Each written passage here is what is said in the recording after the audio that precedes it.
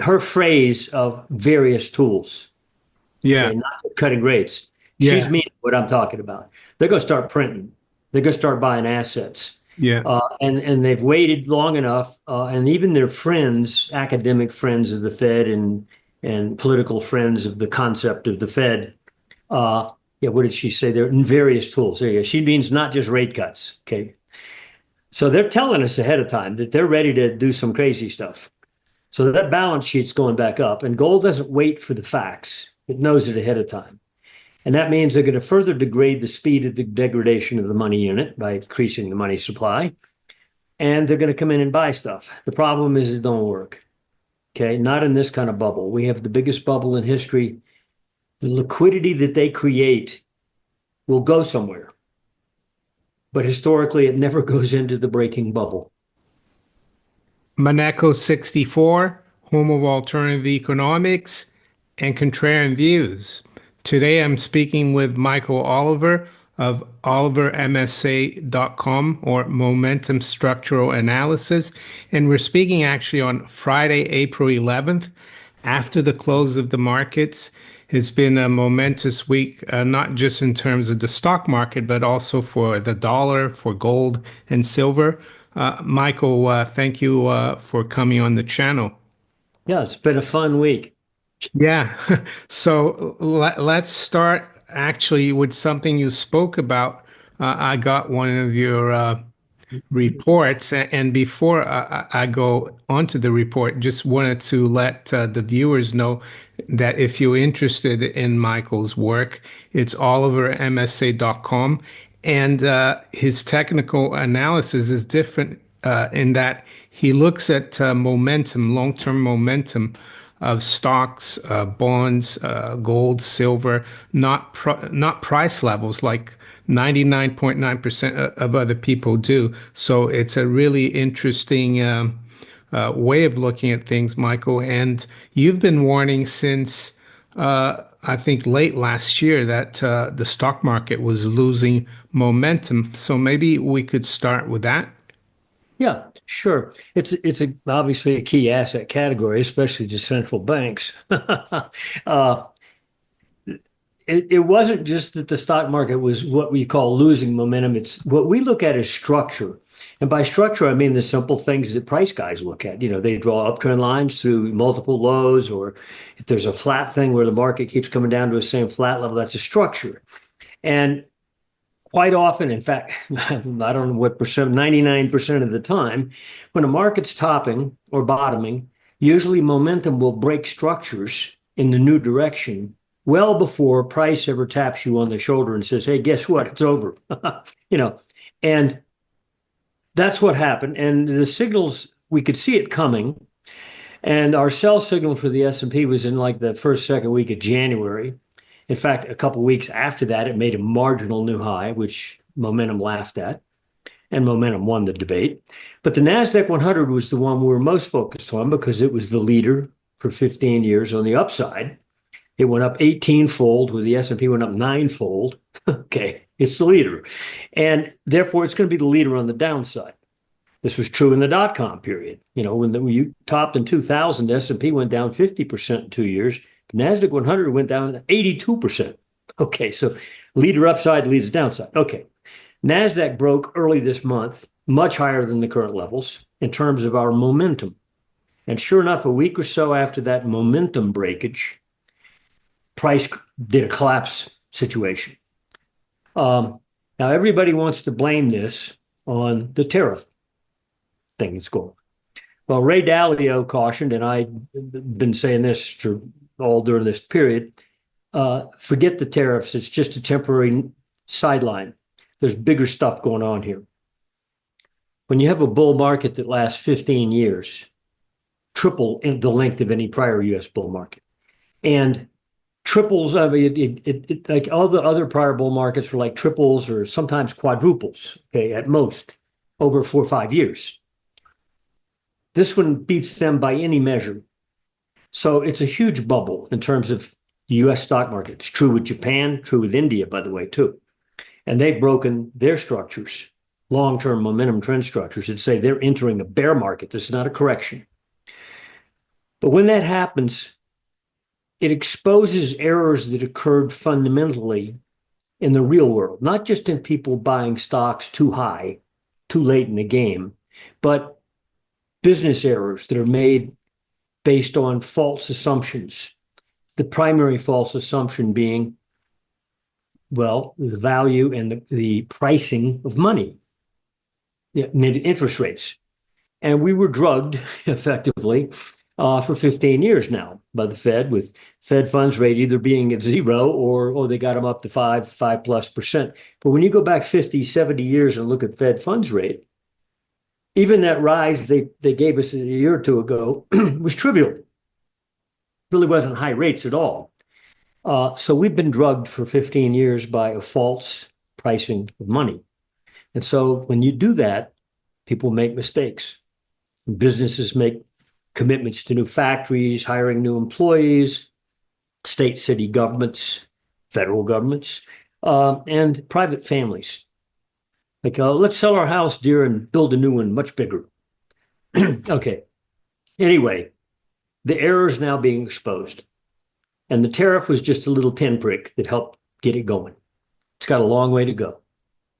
A lot deeper, a lot more pain. And there'll be some beneficiary markets out of this. Yeah, and earlier this week, as I said, you talked about, and I'm going to share it here quickly. Uh,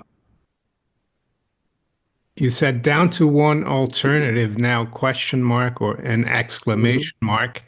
And you noted that you expected the T-bond or the bond treasury market, long end of the treasury market to rally in price and go down in yields, and that we Mhm. had kind of a reversal, and Yeah. that you're not sure now whether bonds or treasuries are still a safe haven.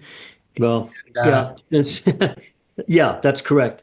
Another, well, I mean, if you go back and look at other bear markets in the stock market and see what was a good place to be, 2000 to 2002, for example, gold went up, not explosively, it was just beginning its bull trend that went to 2011, but it bottomed in 2000, 2001 when the stock market started down. T-bonds went up, meaning yields dropped. So it was an alternative place. Same in 2007 to 2009. There was 1 month in there where gold got hit, but basically gold was going up in a major trend through 2011. And T bonds worked too. They were a good place to be. Not, I thought this time they might be too, not because of that fundamental assumption. The technicals looked right for a T bond rally. Now, I know the US T bond market's, pardon, a pile of manure. Okay. And it's in a crisis mode, and I know that. And a lot of people I give credence to fundamentally and so forth say, this is garbage. Don't own that stuff. It's going to go through a crisis. I agree. But temporarily, it looked technically like T-bonds could rally, and they would do so when the stock market started to break hard. Well, sure enough, you go back a month or so ago when the stock market started to break and T-bonds did move up. They moved from price levels like 115 up to 122 on the long-term 30-year bond futures. Nice, sharp move. And all of a sudden, in literally 48 hours a week ago, T-bonds spiked up to 122 plus, and they got to 111 within a couple days. Now you say, well, 10% drop or so, no big deal. Well, for T-bonds, that's a crash. Okay. Uh, Something happened there, and it wasn't because stocks went up. Stocks were still going down, and bonds went with them. So that report you showed there, I was questioning at that point whether T-bonds are still any good or not. There's no issue in my mind. They're not an alternative place to be. That's our one fumble of the last year, is thinking bonds could rally. Well, they did. They had a nice spike, but boy, did it fail. And we're left with one alternative in our assessment, and that's monetary metals. It means gold, silver, and the gold miners, the period. big mama gold, as you call it. Yeah, the mama market is Yeah. gold. Yeah. And the little babies on a leash, or little puppies on a leash, would be silver and the gold and silver miners. And if you go through history, you'll see there are times when they vastly outperform gold on the upside, and then there's times when they vastly underperform. And over the last 2 years approximately, they've underperformed and gotten, well, now the miners have broken out. They've broken out versus gold recently in the last month or so, meaning their relative performance technical behavior of miners versus gold. Like divide the price of GDX into the price of an ounce of gold and plot it. Okay. That is broken out and telling us, in fact, before the recent surge in net price in the miners, it told us miners are now an outperformer to the mama. Okay. Silver got punished very badly 2 weeks ago. If you remember, Thursday and Friday, silver dropped from a high that week at 35 to a low on Monday's opening at 27.50. Wow, I'm talking futures now. Whoa. Well, they close out this week at 32. Okay, so a lot of people assumed that silver has industrial aspects, and therefore, if we're going into recession, you sell all commodities, including silver, because it's got industrial aspects. The historical record of silver's trends does not correlate to the Bloomberg Commodity Index. It correlates to gold. And I think the people who shorted, dumped silver a week ago made a big mistake. So I'll tell you what I did personally. I bought a lot of calls coming up out of that hole. Okay, a lot of calls. That's interesting. Sorry to interrupt you. I bought some calls in silver yesterday.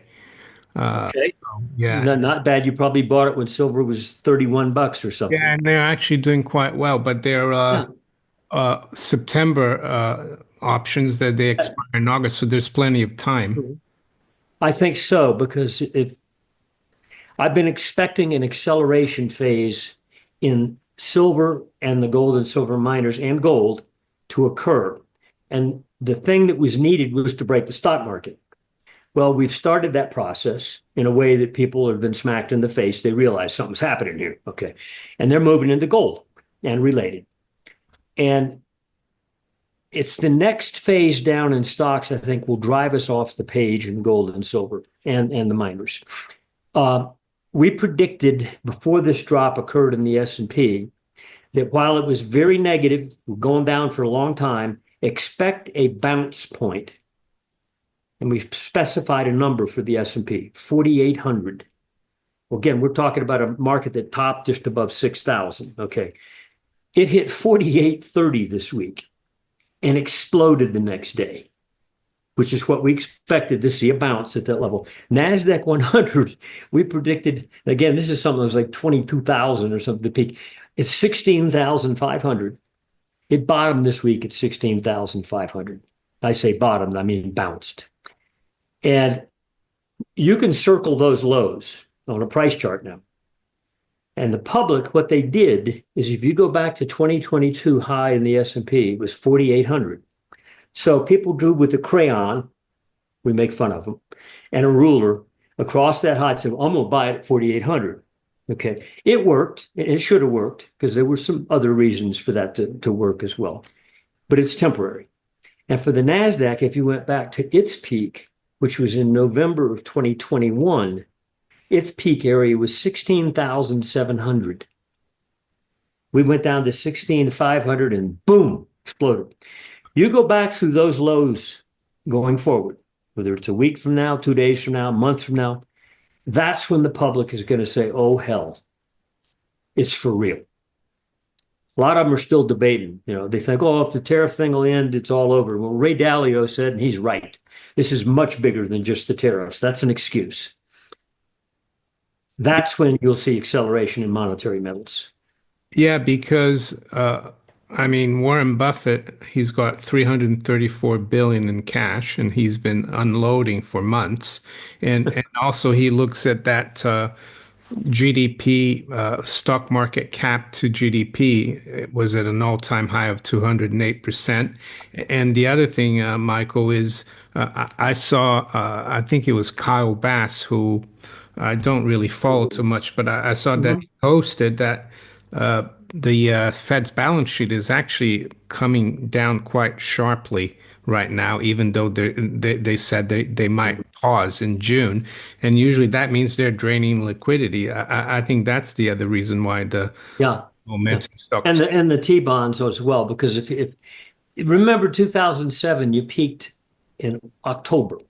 The Fed started cutting rates for the first time in a while. They've been raising rates after 2003, I think it was.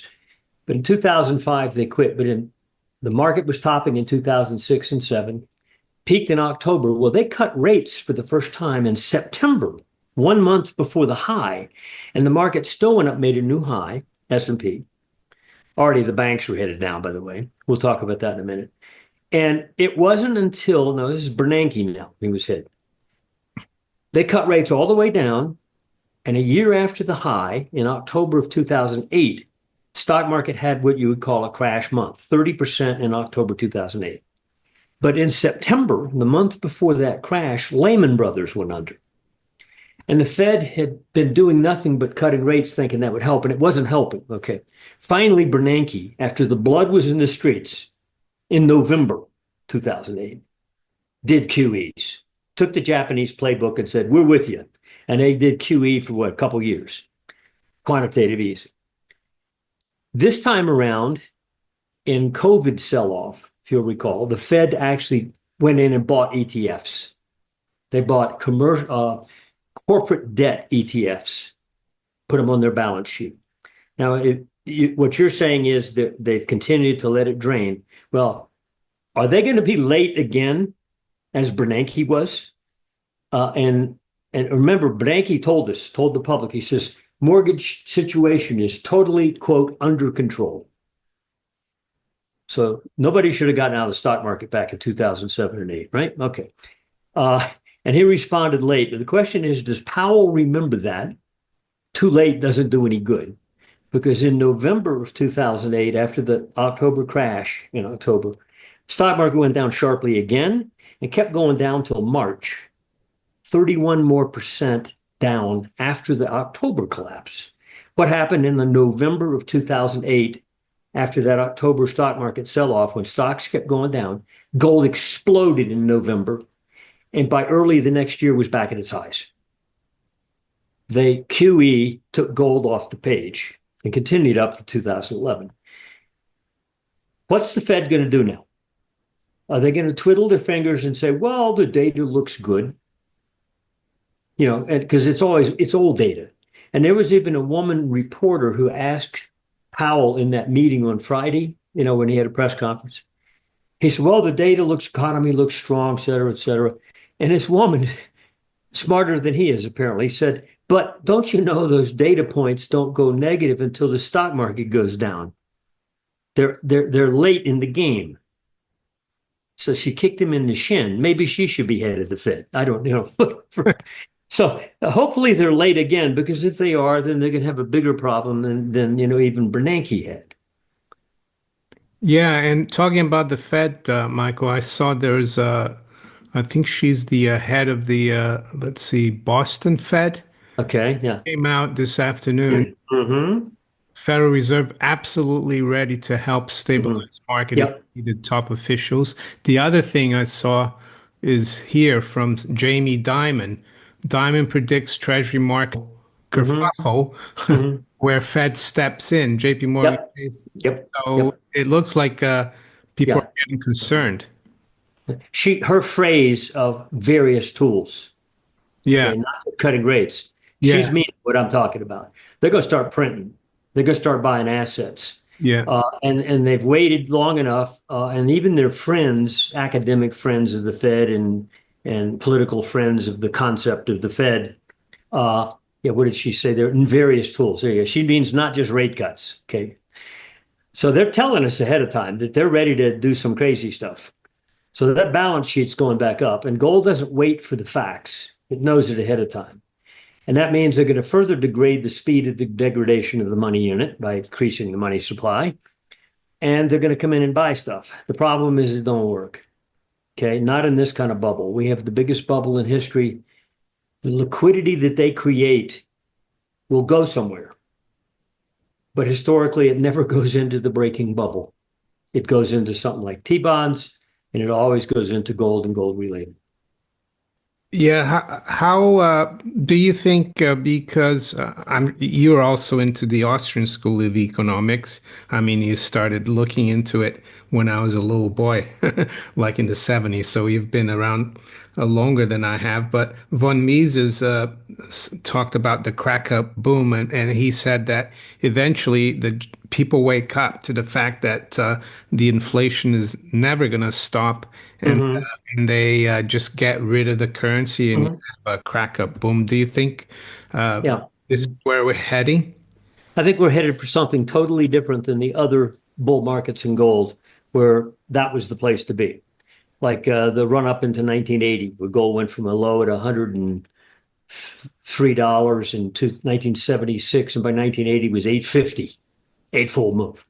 Or 2000 when it was 260 bucks, 2001 still 260, went to 1920, another eightfold move. We started from 1050 December 2015. Right now we're triple. So we're not even half the multiples of those two prior bull markets. And yet we have the dynamics we're talking about, fundamental and technical, that are far more explosive. And I think on the other end of this, it's not a gold top and another bear market in gold or silver top and another bear market. If something changes, and I think what's going to change is the world is going to go through such a financial and government debt crisis that there's going to be a rethink, a chaotic, panicky rethink of reality. And I think some of the old realities are going to get tossed out the window. Assumptions, institutions. I think the Fed will cease to be. Wouldn't surprise me it happens in the next couple of years. The viability and what it's done over its century of life is to create monetary boom bust, which soon thereafter are duplicated by stock market booms and then busts. It's just a recurring thing. I think we're going to a hard money standard around the world at the end of this crisis or late in the crisis. So when gold gets up there, again, an eightfold this time around, it'd be like, well, multiply 1,050 times eight. Okay, we'd be doing the same thing we've done before a couple times, but we could go a lot higher. That's not the issue. The issue is I don't think we're coming back down because I think so many of the things that we think of as institutions and realities won't be there. And we're going to shift to gold back money. You already know the Chinese are talking about it. Yeah.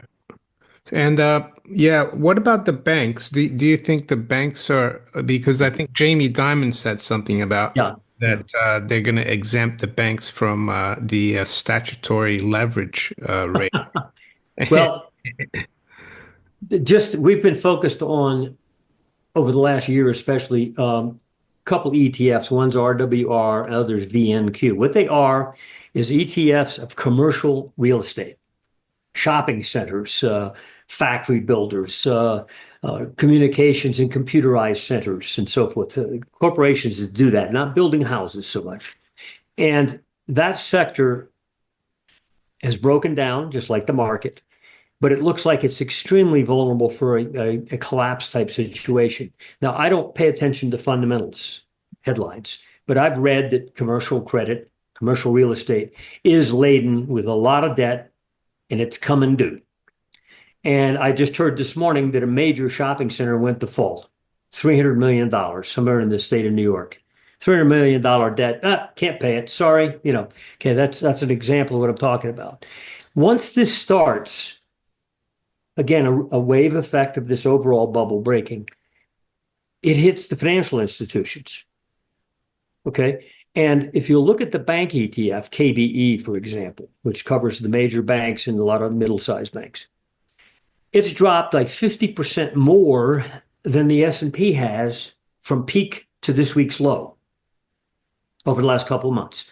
Look at the depth of its drop percent-wise compared to the S&P, it's more.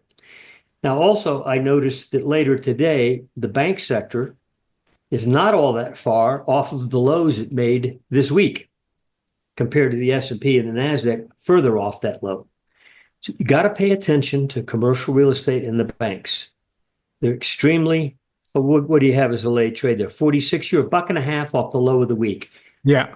It doesn't look that good. Okay, you can see it had a nice bounce, just like S&P did this week, but it came back down to the low of the week to close. It doesn't look good. Uh, it's not just the price doesn't look good. Long-term trend momentum is broken, meaning a backbone that goes back years on the banking sector is now broken, such that it argues to us that you're entering a major bear trend in the banks. But it's not the banks, they're Yeah. secondary to debts that don't get paid. I know you don't look at this. I mean, I look at double tops That's and 2022. You took it out by enough to say, oh boy, new highs. yeah, it's like Yeah. a double top here. And Well, I, it actually took it out so yeah, people could say, ah, banks made a new high. yeah, It was BS. Okay. As you can see, it was yeah, baloney. Okay. And now anyway, price sometimes does that. Momentum said, ignore that new high. It's a trap. Okay. And by the way, when you go look at commercial real estate like RWR, it didn't make a new high. When the S&P went up and took out its 2022 high, commercial real estate, still in the middle of its bloody range of the last 5, 6 years, was nowhere near its 2022 high. Anyway, watch the financial sector, including things like credit card companies like MasterCard. And by the way, when I talk about banks, it's not like one or two. You can throw a dart at the top 10 banks, and they basically are dropping just about as much as each other. So it's not like there's one isolated situation. And that's where you should look. And yeah, everybody wanted to buy stocks because one, we hit the 2022 high. Oh boy. And two, there's hope that over the weekend, Trump will do something. How come the banks didn't rebound? How come commercial real estate didn't rebound? Uh, that's where you should be focused right now. yeah. So ignore all the noise and all the distractions about tariffs and China Yeah. and focus on the tape. I wanted to show you this chart, and I know you do momentum, but I thought this was really interesting, and I was watching this chart this yesterday. And I was Yeah. thinking if we close above last week's high, it's going to be very bullish. And the other thing I noticed, Michael, is that it wasn't only an outside week in relationship to last week, but also in relationship to the previous 2 weeks. So, Yeah. Yeah. I mean, this, No, yeah. Look at that drop though from the red candle spike up there to the yeah, low this week. That's a pretty good drop. You dropped from 3,200 down to what 29 something, 50. 29.50, something like that. Pretty good percent drop. Yeah. Single digits still, single digits. So you compare that to the stock market, which had a huge drop. In fact, has been dropping for a couple of months. Gold persists. Now look at the previous drops we had back in April when you got up to 2,400, back that first surge back in April of last year. Yeah, go back to about 2,400 price. Yeah. In March of that year, we called for a major upturn in gold out of its sleepy pattern of the prior 3 years, where it had been stuck in a range. And it surged. It surged from 2,000 to 2,400. Nice surge. But then look at the protracted time spent congesting. You went up to a marginal new high, they dropped it again. It took you like a handful of months to get up out of that ink. This is a laborious bull trend. Then again, it happened in October of last year. We got gold up to 2,800 actually, and it collapsed it down hard. And it still took you a couple of months to finally get yourself up out of there. Look at this break. Sharp, and it's over in a week. Bam. Yeah. That's what I mean by acceleration. In other words, people are used to this type of rally, pullback, congestion, go to sleep for a while. And they keep thinking one of these will be the top. Well, we haven't even begun to accelerate, but this action the last 3 weeks, especially the last two, looks like the market is now entering acceleration mode. You get these quick drops and boom, it's over. And if all of a sudden gold's up to 35, 3,600 in the next week or two, people are going to start to wake up. And even the gold bugs who are so trained to be scared will suddenly realize, gee, something new is going on here. Yeah. It's called acceleration. Tell Okay. me about it. I mean, since for over 20 years I've been, but I guess I'm immune now. I just wanted to ask you a final question, because you said the next time the stock market turns, that you think there will be an even bigger rush into gold, silver, and Hmm. Hmm. miners. And we saw, but today, of course, the stock market rallied, and we've seen a big rally in the miners. When do you think that will happen? When do you think? The minor, yeah. Look what GDX has done. All your listeners, punch up a chart of GDX and then punch up a chart of the S&P and look at what's happened the last 4 weeks in the S&P or 5, 6 weeks, and look what's happened the last 4 or 5 weeks in GDX and tell me that miners will go down with the stock market. Yeah, I'm gonna bring up the GDX Yeah. first. Yeah, I mean, look at that. Yeah, okay. I mean, since early this year, they've gone up vertically. Well, go look Yeah, at a stock market chart and tell me it's been going up too. yeah, and How no, come the miners are going up if the stock market's puking? no, Something's wrong with the assumption. Okay. SPX, and let's have a look at. Oh, I know. I mean, year to date, Uh, we're down in all the indices. Let's see. go back, get the same scale chart on the S&P. There you go. Beginning of the year. Okay. Yeah, Look, beginning of the look, year. it's Yeah, total opposite to GDX. yeah, Okay. yeah, that's right. Yeah. Okay. Back in January, February, it peaked and it puked. Okay. When do you think? I mean, I know it's difficult to tell when things will happen, but looking at the momentum right now, when do you think stocks Uh, will turn south again? this short-term bounce, which is impressive to many, not to us because we expected the bounce from that idiot place. And there were momentum reasons for it too, short term stuff that said, you're too oversold, go ahead and have a rally.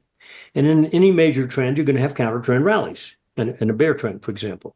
So it's to be expected. And those tease people. Oh boy, everything's still okay. Oh boy, my 401k bounced back 5%. Okay. Meanwhile, it's down 20% and wiped out 3 years of upside, but that's okay. Yeah, it's like President Trump. I think it was the other day. He was in the Oval Office and he said, "Oh, Charles Schwab has made $1 billion today." And I thought to myself, "What about since the beginning of the year? He's probably Or go, lost or two." go back to 2022 or Yeah, 2021 in the NASDAQ and draw your line across and yeah, look how much you're up yeah. versus that price from 23, 24, now into 25, and look how much up you are. The 3, 4%, something like that. Okay, you've wiped out a whole year of upside. Mm. Boom. And that's the way ambushes occur. And the point is that we make is this is just the beginning. And instead of looking at the bounce in the S&P, focus on the sectors that still aren't headlines. Financial sector, uh, commercial real estate. Yeah, and you said as well, you've been saying that this is not going to be like a 1929 crash because even though there was a bear market after that, most of the time when you have a crash like that, it doesn't lead to a bear market, and you think it's going to be A a lot of times it does not. You're right. Or it's the end of a bear. yeah, Like 1974, the stock market had been going down especially hard from 73, 74, and it crashed at the tail end when it was all over. By the way, during that same time, gold was exploding.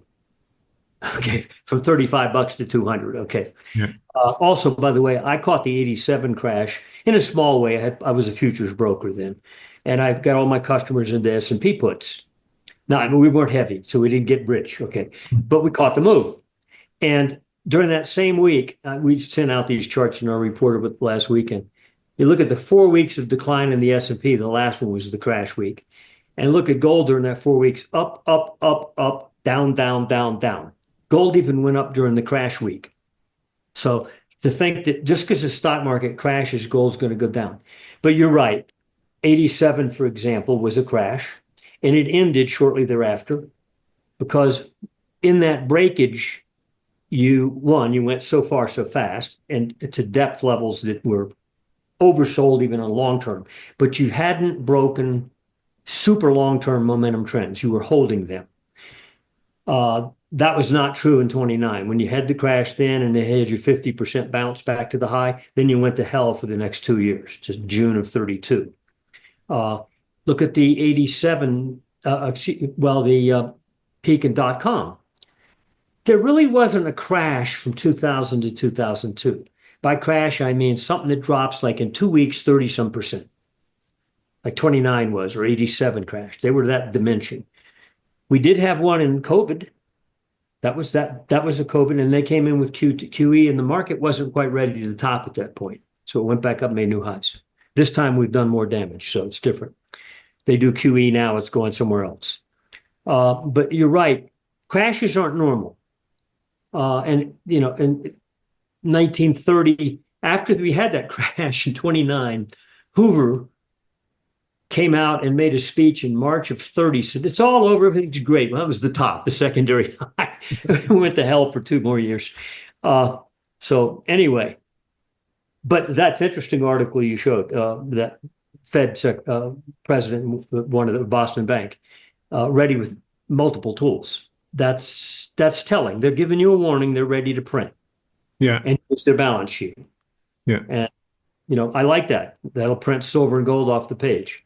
Yeah. Do you think because we've got like this biggest bull market that you said that we're in, it's like Mhm. 15 years. Uh, do you think this bear market is going to be like the one from 29? I think it took 35 years. No, no. Well, yeah, to get back to the high. Yeah. 1929 to 50. 1953. It was 1953. You Yeah. finally get back. Well, look at it another way. Look at the 2000.com top. Okay. Use NASDAQ 100 because it was the internet sector. It was represented. It dropped 82%. It wasn't until 2016 that the NASDAQ 100 finally came back and took out its 2000 high. So if you didn't get out in 2000, when MSA issued a major sell in January, didn't really start breaking until next year, early 2001. But it took 16 years for the NASDAQ to re-achieve its nominal prior peak, not counting the degradation of money over that 16 years. So Yeah. getting back to the old price high wasn't really getting back to the high, not Mm. when you measure the value of the currency. But it took 16 years. That's a wasteland.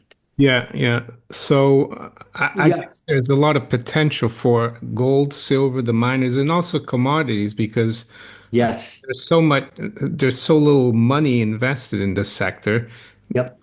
that And it's cheap. It's cheap yeah, historically. Yeah. yeah. Well, Bloomberg. Well, go ahead. what would you say to the viewers? I'm not. Uh, Yep. it's not financial advice, but it's what you think is. Well, our analysis of Bloomberg Commodity Index, which is a fairly well balanced view of the commodity sector, it's not too much weighted to energy. Some of these commodity indexes are like 60, 70% energy. It's pretty well balanced between foods and, grains, copper, base metals, gold and silver, or a modest proportion of it too, and energy sector, natural gas, gasoline, crude oil. It had a high in 2008 of 237, Bloomberg Commodity Index, BCOM. Okay. Yeah, well, you don't go back far enough, but you go back to 2008 and it had a high at 237. You could keep it right there because I'll be talking about this period too. And then in 2011, it made a peak at 170 something and then crashed below 60 by 2020. So even while gold was going up from 2015 through the present, doubling in price through 2020, for example, it went up to in 2020, it was at 2000, so it doubled. Bloomberg kept going down during that 5-year period. So it wasn't following gold. But you talk about a cheap commodity category. It was 200 and something, and then 170 something, and then it's 58. Okay, how cheap you think it's going to go? Okay, we put out a buy signal back in late 2021, and it doubled. It went up to 140 intraday, and it peaked right after the Ukraine war started. Because that started in late February, and the commodity sector peaked in early March. You see June there, but there was actually a high earlier, intra-day high. So when the war started, commodities went down. So that, they went up not because of the war, but way before the war. Okay, so the central banks like to blame it on the Russia-Ukraine war, caused high commodity. Hell, the move was almost over by then. Yeah. And then it collapsed back down, and you'll see there for a couple of years now, since 2023, sideways either side of 100, which is still dirt cheap compared to where it's been in the last 20 years. to 137, 170. And that drop from the 2022 high back down to those lows you see there is about a 50% pullback to what had been its prior bear low. And then it went dead. We think the recent upturn you see there that's now dropped back down was an initial breakout by momentum of this basing pattern. Now, if you look at price, you can draw a line across those highs and you can see all those highs are about 107 something. Okay. So the price guys have a level. If you get back over the high we made like earlier this month, which is 107, and right now we're trading, I think, back above 100. You take that price high out while the stock market is going down, and that will demonstrate to even price guys that, hey, this commodity category is cheap. Stocks related to it, like oil stocks, fertilizer stocks, agricultural related, base metal miners, are dirt cheap compared to the stock market. So if I'm going to stay in the stock market, those are places to be, commodity related. And they do not correlate well to the S&P anyway. Even on the upside, they didn't. They correlate to the underlying commodity complex. So that you're right. I think you're dead right. It's not proven it yet fully. Momentum has said, yeah, it's probably going that way. Price has still got that level above it that I think it'll smack people in the face, especially if that occurs with another leg down in the stock market at the same time. Then they'll wake up, and that'll be one of the few places to be aside from gold. Yeah, I guess if the Fed and other central banks do step in and start printing, and even the Chinese start like stimulating, you Well, could. they've started. They've Yeah. started. Yeah. And even I mean, if you look at oil, if something happens in Iran with vis-a-vis Iran, that could put a rocket up the oil price as well. I mean, I know you don't look at fundamentals and stuff, but it could be a The trigger. oils, I'll give you a number. We study every month, we put out a commodity report. We go through every single commodity long-term trend, not just the Bloomberg. And crude oil, unlike Bloomberg, which popped up there in recent last month or two from below 100 up to 107. Okay. And then flopped back down with the recent stock break, but I don't think that'll continue. Oil never broke out, whereas the commodities popped up there nicely, but oil refused to participate with the Bloomberg. And oil price has been in a range since like pull back after that 2022 high at 130. It dropped back and has made repeated lows. Yeah, here we go. This is crude oil, right? Okay. Repeated lows in the mid 60s. Okay. We plunged through that in the last week or two. Okay. Now, a lot of price guys think, oh, that's the beginning of hell. Okay. We got down in the mid 50s. Now we popped back up and closed this week at 61 or so. Okay. Now, if you get price back above that little black horizontal you've got up there in the mid 60s, wake up. Because what price is then telling you is that it was a bear trap. I flushed everybody out. I spiked.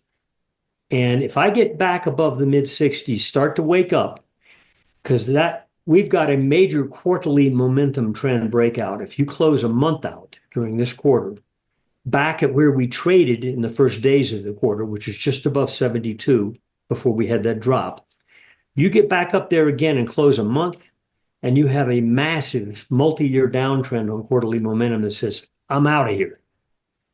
And I don't care what the fundamentals are. We may have peace and kissing the Iraqis. I don't know. Trump's trying to make a deal with Iran, excuse me. Even if that occurs, crude oil is cheap historically. We know where it's been before.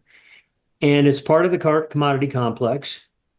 And if the commodity complex does not join the next leg down in stocks, then it'll be saying the same thing that the gold miners have been saying for the last few months. I'm not going down with you. And it's an alternative place to be. Michael, that's great. Thank you for coming on the channel. It's always nice to have you on, and we're gonna keep an eye on everything, and Yeah. hopefully we'll be talking again Yeah. uh, Well, soon. thanks to you, Mario. And you did the right thing the other day. Yeah, I bought the 42 call and the 50 call Yeah. Look, you must be an idiot, right? Anybody see you do that? We yeah, started I, accelerating I, silver. My bet is you don't stop at 50 on the next move. Yeah, it's just that I thought this morning silver was still underperforming, but it actually closed up over 3%. So maybe, Yeah, no, it's going to take a bit, but you get another third of a percent higher than we are now. We're like maybe 1% the price of gold, which is dirt cheap, by the way. You get up to like 1.3, lid's going to come off. oh yeah, because we're just around 100 to Yeah. 1, the gold silver ratio. Yeah, Yeah. yeah, yeah. And I do it as a percent. Yeah. So it's Yeah. Yeah. 1% is actually below that. Yeah. Yeah. Okay. Great. Okay. Thank you. Take Thank you, care. Mario. Thank you. Bye.